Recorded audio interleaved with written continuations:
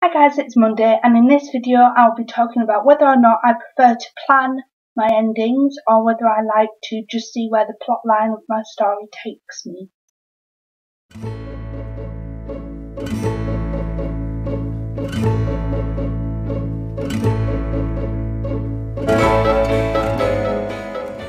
I suppose whether or not I plan an ending depends on whether I plan the rest of the novel itself.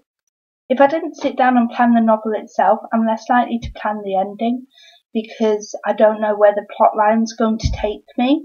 So I don't want to write an ending which won't fit with the plot line at the end.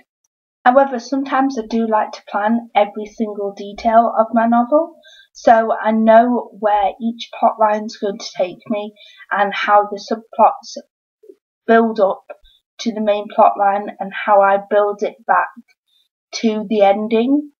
So in that instance, I would plan the ending of a novel. In my most recent Nano novel, A New Lease of Life, I did actually plan every single detail of the story, so I knew where it would take me, and in that instance I did plan the ending because I knew what I wanted to happen at the end of the story. However, planning isn't essential.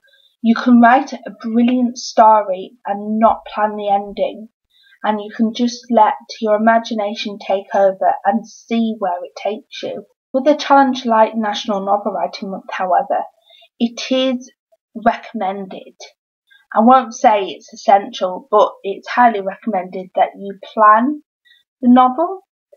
So then you've got an outline of where you want your story to go, and that way you're increasing the chance of you reaching that 50,000 word goal. When I first attempted National Novel Writing Month, I didn't reach the 50,000 word goal, and that was because life got in the way mainly, but I didn't plan. And because I didn't plan, I didn't know where my story was going to go next, and I didn't know how I wanted it to end.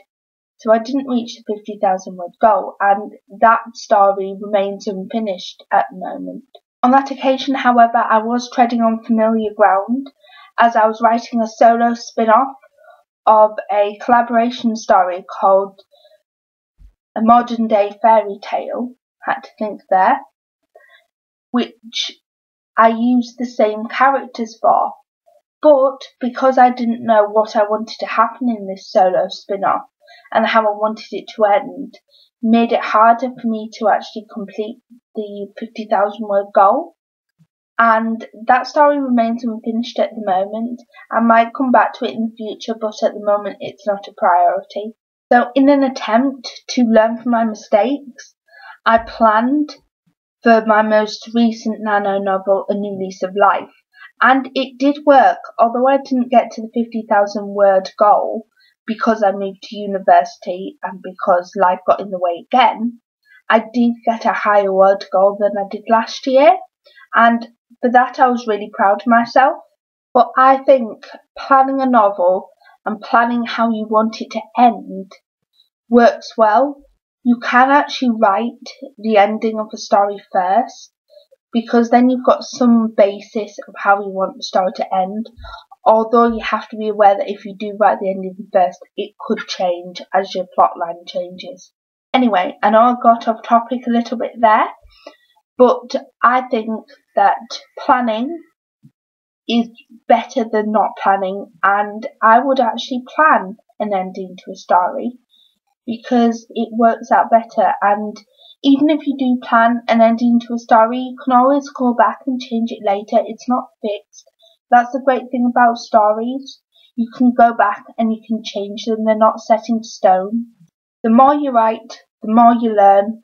And as the saying goes, practice makes pros. Getting in the spirit for Halloween or what? I've got me on little bat wings.